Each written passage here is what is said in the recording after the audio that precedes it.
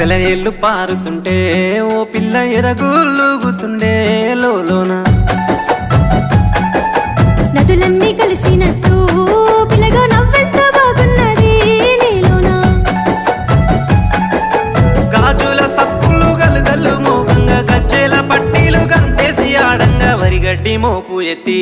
ఓ పిల్ల వయ్యారి నడుము పవే ఈ వేళ సిగ్గు